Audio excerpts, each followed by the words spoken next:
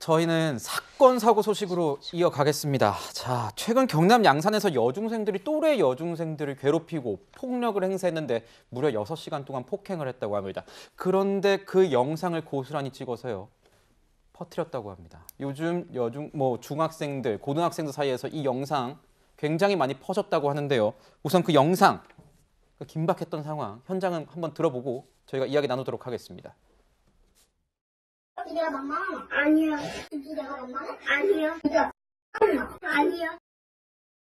아니, 이거는 거의 뭐 조직폭력배 영화에 나올 법한 그런 대사 아니겠습니까? 이게 지금 뭐 중학생이 무려 6시간 동안 맞았다는데요, 변호사님. 예. 그런데 이 경찰이 또 이때 갔는데 예. 못 찾아냈다는 건 또 뭐예요, 이게? 그러니까 피해 학생이 가출을 해서 이모가 신고를 했다 그러죠. 그래가지고 이 부분을 여기 이 집을 찾아가서 학생들이 또 모여 있다고 양쪽 다 신고가 왔었나 봐. 주변 집에서 가출 학생이 모여 있는 것 같다. 네. 그 집을 한번 가봐라. 그래서 그 신고도 경찰이 접수가 되고 또 피해 학생 쪽에서 이제 가출 신고가 접수가 돼서 동선을 파악하고 그래 2개의 신고가 겹쳐져서 그 집을 가서 상황을 살펴보는데 근데 이제 경찰의 말은 그게 뭐 압수수색 영장이 있지도 않고 범죄에 뚜렷한 혐의가 있는 것도 아니고 그랬기 때문에 그냥 안방이랑 욕실 이런 데 거실 이런 데만 보고 나왔다. 네. 이러는데 피해 학생은 이제 가출을 이렇게 좀 다툼이 있어서 가출했겠죠. 그죠? 그러니까 가기 싫어서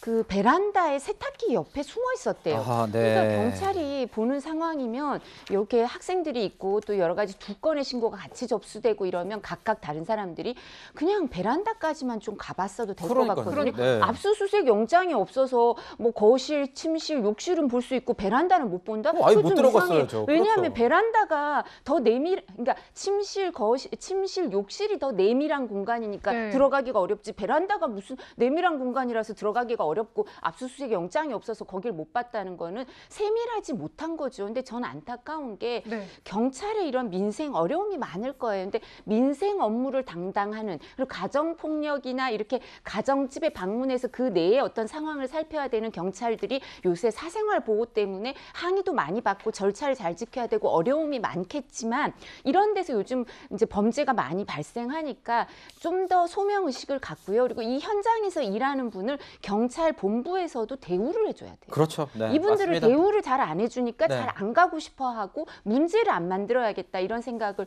하시는데 그러지 않고 이분들을 좀 더 일을 열심히 할 수 있도록 대우도 해드리고 우리가 항상 뭐 검찰에 대해서 특수부, 형사부 얘기하잖아요. 그것뿐만 아니라 민생 경찰들 열심히 일할 수 있도록 대우 좀 꼭 해주시고 너무 이 부분 소홀했다고 비난도 해야 되고 책임도 져야 되지만 이렇게 일하지 않도록 위에서 그 부분도 살펴주시기 바랍니다. 네, 지금 뭐 가해자들이 폭행을 6시간 한 것도 모자라서요. 뭐 제가 화가 나는 거는 이 피해 학생에게 처벌받을 거를 대비해서 거짓말까지 시켰다라고 합니다. 이 피해 학생의 목소리 들어보시죠.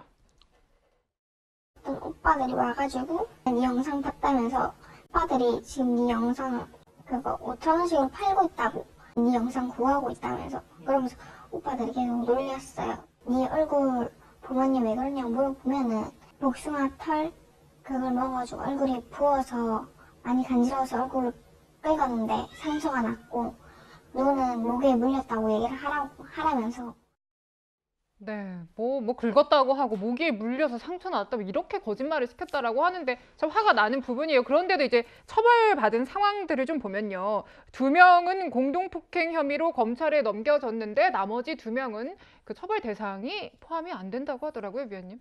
우선은 너무 안타까워요. 우리가 화면으로 조금 희미하게 봤지만 희미하게 보기에도 너무나 앳된 어린 그 학생 아닙니까? 네.